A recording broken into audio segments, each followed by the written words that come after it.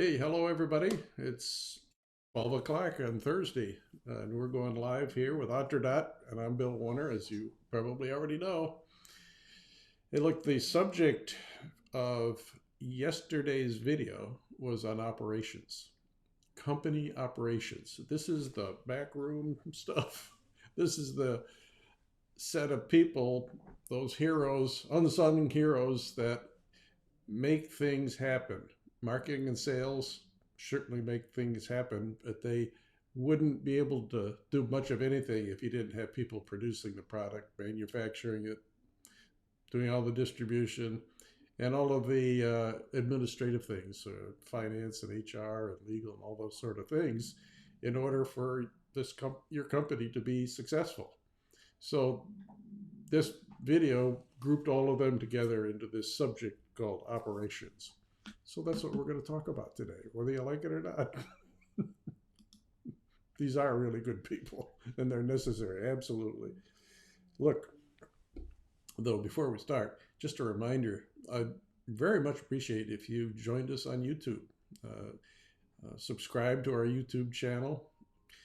In there, you'll find this playlist on entrepreneurship in action, and you'll see many other playlists on marketing, sales, leadership, management, financing, and the list goes on. There's about 8 or 9 featured right on the YouTube homepage when you subscribe to our channel.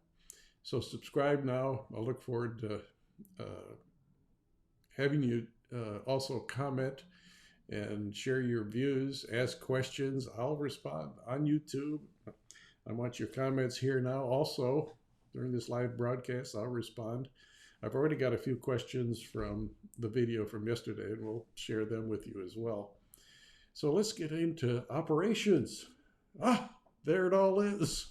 All this stuff. Holy smokes. In the video, I did them one by one. It is a long video. Stay, get yourself a cup of coffee to last through it. Keep yourself alert, if you will. So this is in a somewhat logical order. I start with development because, quite frankly, that's where I come from. I'm a former development executive. I grew up as a software developer way back shortly after the earth cooled, not before it, but a long time ago at IBM. They taught me how to be a software engineer. So then I grew up to do management and executive stuff. But anyway, development of products, whether it's software, hardware, or professional services of some kind, or a methodology for them, or personal services, process and procedures. There's development of all sorts of things that have to go on for a company to deliver whatever it's going to deliver to its customers. So it's all about a few things that you really got to get done well. One is you have a process for development. You could plan out over a timeline the steps that have to take place in order to develop a product. So you're going to cover the features and follow a specification for what these products have to be. But at the end of it all, it has to be high quality. And you're going to hear me say this one probably about 4 more times, because all of the development of all the products and the services, or whatever other methodologies there are for performing whatever your personal or professional service is, it's all about delivering quality. In software, you can't have bugs. In hardware, it can't break. In methodologies, customers got to be satisfied with it. So the quality of what you do is the most important thing in terms of results. If you don't have quality in whatever it is you're delivering to customers, you may win them initially, but they're going to catch on that this ain't such a great place to be or great product to be with, and you'll lose them. So keep that in mind. I talked about many other things in yesterday's video with respect to development, but the thing that really comes to mind and most important, the message I want to deliver to you is have a process, deliver quality. That's it. The next is, you might say, well, why did I put support second on the list? Well, it's kind of dull stuff, isn't it? I mean, it's kind of grungy and people are mad at you and all that sort of stuff. No, think again. Think again. Support, I call, and I think others have written about it, I didn't invent this term, but having great support is the new differentiator for a company. You got great products, great services, great marketing, great sales. You've differentiated yourself in a lot of ways with respect to products and services. Well, how about being differentiated as a great company to work with? Their support is outstanding. They handled my issues quickly. They got through the issue I had and solved it, and it now works, or whatever. You want those kinds of things being said about you. So rethink. If you're back in the dark ages prior to 1990, thinking support is dull stuff and just fixing bugs or fixing manufacturing errors or handling complaints by email and whatever, think again. You want to have really, really good customer support starting from your website and working your way into the rest of the company. So you're going to do Q&A kinds of things, FAQs, whatever you decide to call them, but you need to do them in modern media, like videos. Yeah, there's Warner talking about videos. He loves videos, blah, blah, blah. Well, yes, but you should too, because it's a way for you to communicate very effectively about handling customer issues. So every major problem that people are having or confusion they're having, do a video.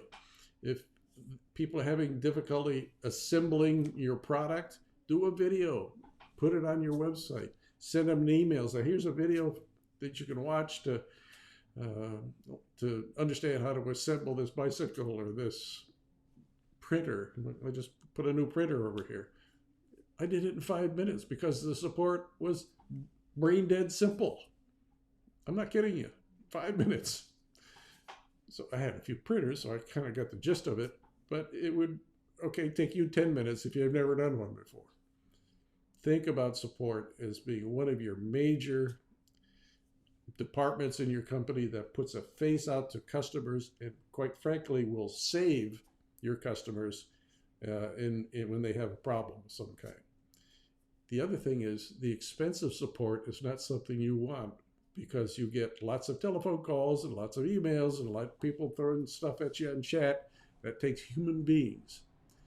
Support is a big expense item. If you had things done in video, you had available information that's easy to find, you don't get a whole lot of phone calls, emails, and chat discussions going on. You want that to happen because your products and services are intuitive to start with, but you have great support behind it in case they get mixed up a little bit. All right, enough said of that. Let's go to manufacturing. I actually have been in manufacturing as a software guy. So get ready for the 10 cents tour on this one. And look, this is all about, guess what? Quality. Again, guess what? It's cost. Again, lower your manufacturing costs. For every penny you lower your manufacturing cost by is 1 penny that goes right to the profit line of your company. So if you save a penny in a part that goes into some product you build, you get a penny for every time you ship one. If you saved a penny, that is. So this is a segment of the business that's run by process, manufacturing process. It's designed, the manufacturing line is, designed by manufacturing engineers.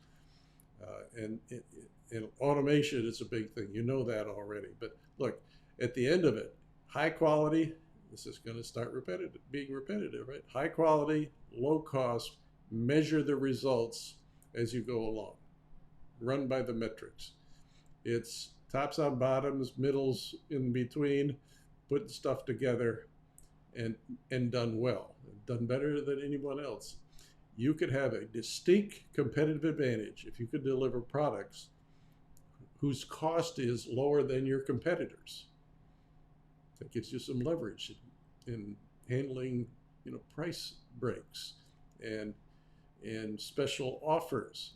It doesn't hurt you as much in terms of the bottom line, profit. So that's manufacturing. Distribution kind of goes hand in hand with this, in that it too is the distribution channel to your customers. Like if you buy stuff online, you probably send it through Amazon. But if it's a product that has to be shipped through distributors, dealers and distributors, so your supply chain to the distributor has to be really high quality as well, and that you're delivering your products to your distributor dealers, and that whole chain and relationship has to be really solid. Now let me talk a little bit about supply chain, because it applies to manufacturing as well. The supply chains of companies is in turmoil right now. That, certainly, precipitated by COVID, but it's also precipitated by international competition and international relationships. You better be on top of what your supply chain looks like. Who is making the parts for that get sent to you to manufacture some product?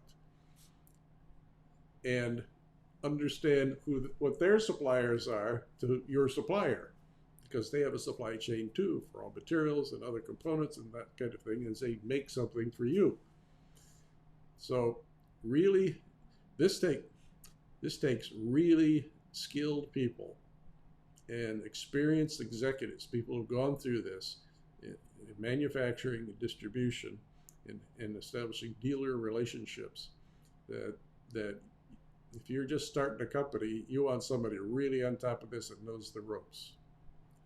Let's go on to finance and accounting now. What you want that's going to really serve you well in the area of finance and accounting is, first of all, a very experienced person providing you the finance and accounting services. Someone, quite frankly, as a CPA. That's your best bet. They're going to be a little bit more expensive, but man, you've got a better chance of things being right than some rookie who just you went to community college and learned finance and now is going to do bookkeeping for you.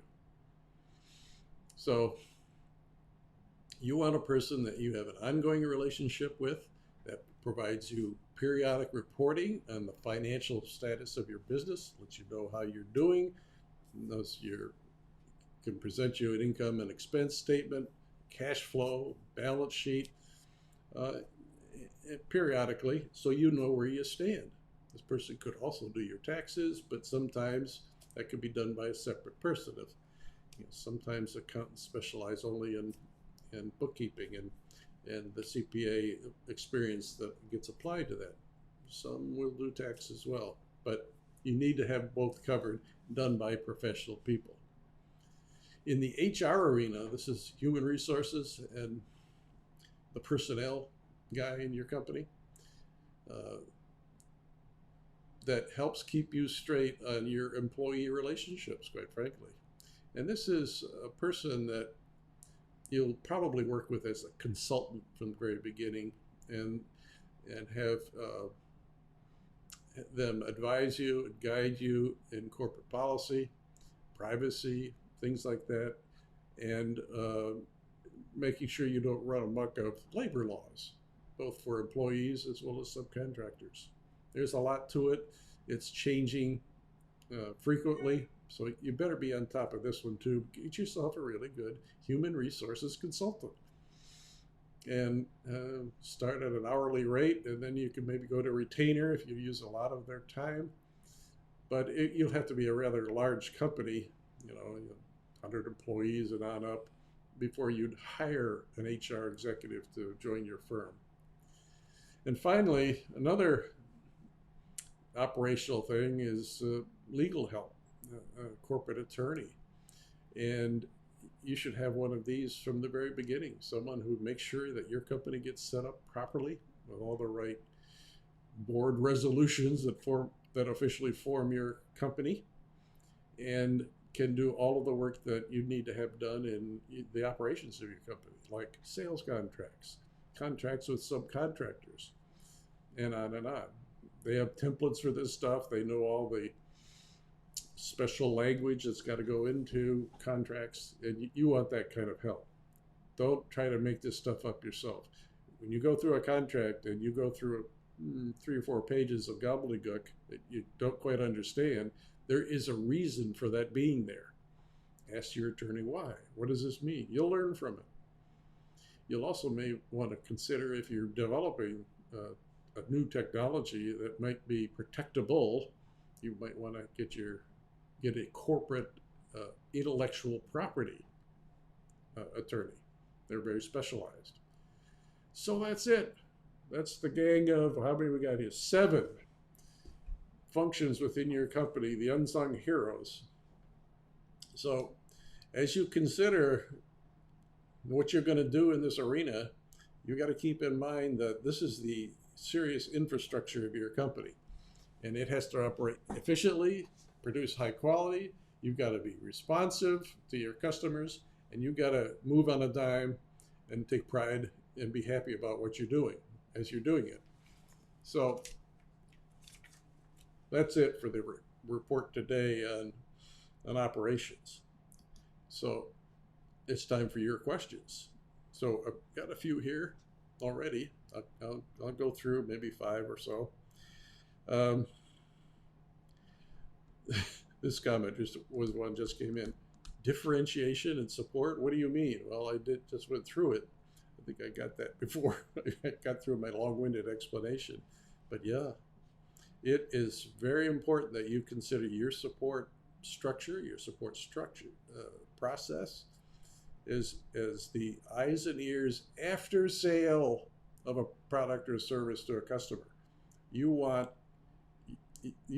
your customers to be dealt with by someone who really cares about them and takes care of them, and you have the infrastructure, the systems, online information, video information that supports that activity.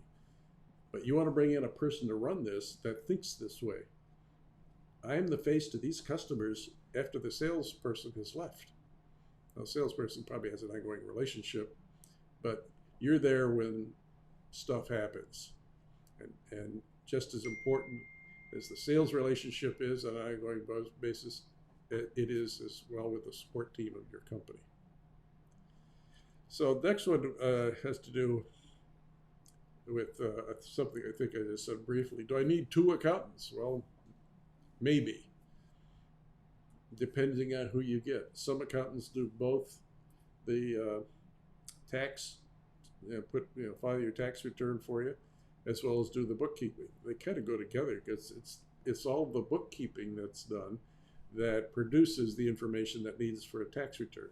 But I'll tell you what, a CPA tax person can simply take the output reports of your company, the detailed reports that come out of like QuickBooks, and produce your tax return accordingly.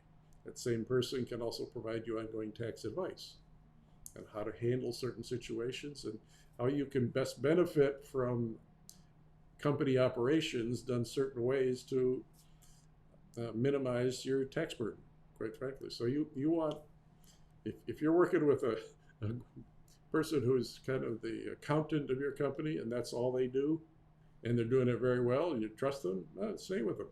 Get another person to do the tax work.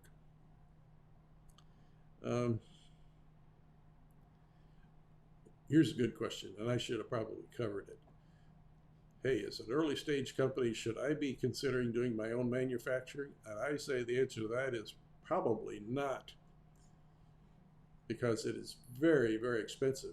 I suggest that you consider starting your company with manufacturing and assembly and supply chain management for all of that with an outside party, a seasoned professional um, um, company that has experience in your field, your product line, and you bring into your company an executive to manage them,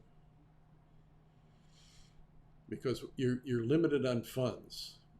It costs a lot of money to put all that together and hire the people to do all the manufacturing. You got a lot of equipment that you're going to have to buy. Best is to subcontract it.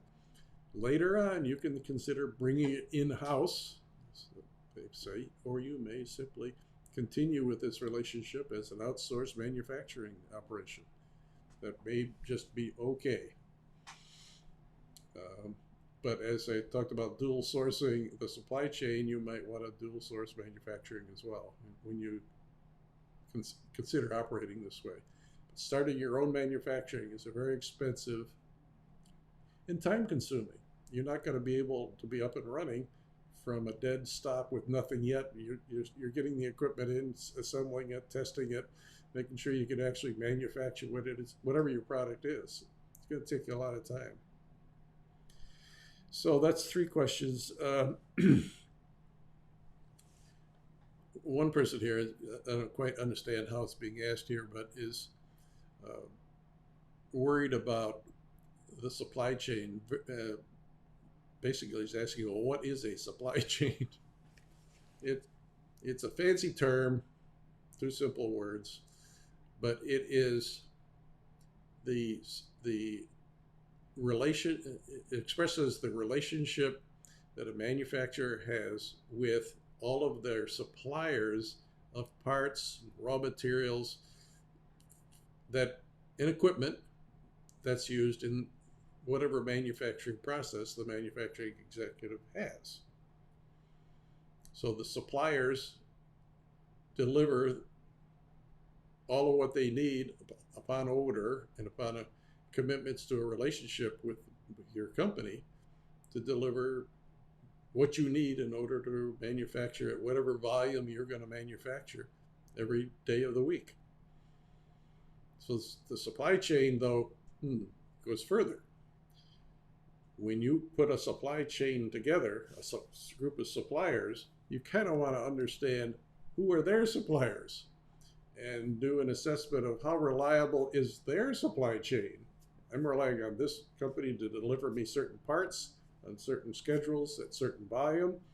And I want to know a lot about what their supply chain looks like. So you got to do a little bit of research. And it's part of the negotiation that you have. It's an okay question to ask a supplier. Well, tell me about your supply chain. How are you getting component A, B, C, D, and E delivered on a timely basis? What's your history with them? You go through all of these kinds of discussions to make sure that the supply chain, directly to you, to your supplier, and the suppliers to them. You can go down to a 3rd level if you really need to, if it's a really critical part. But you want to know that they've dual sourced their suppliers. You're going to dual source your supplier. So it won't be the only company that you're working with that provides a certain parts. You have maybe 2 of them. And you trade back and forth between the 2 of them in supplying parts. And so you got backup alternatives in case one of them has a major failure. So that's a little bit about supply chain and what it means. It's pretty complicated stuff. It's mind-numbing in terms of details, and it's also mind-numbing in the things that can go wrong over the course of a day, a week, and a year. That it takes some really professional people that know what they're doing to manage your supply chain. So that's why I also urge you, back on the manufacturing question, is consider subcontracting manufacturing out, and they can take care of all this. Now, you're going to have a lot of questions to ask before you contract with them, but that's a little bit about supply chain. So I'm going to cut it here at 24 minutes. That's about long enough for a Live broadcast. Appreciate your questions. Don't forget to subscribe to the YouTube channel, where you'll get a steady diet of entrepreneurship and action and many other things. I know every single one of you watching this and the video that's going to follow will get some benefit of what we offer. We don't charge you anything for it. If you need help, we'll talk about that. But all that stuff on Otrodot's YouTube channel is there for you to help you. I hope it does. You all have a great day too.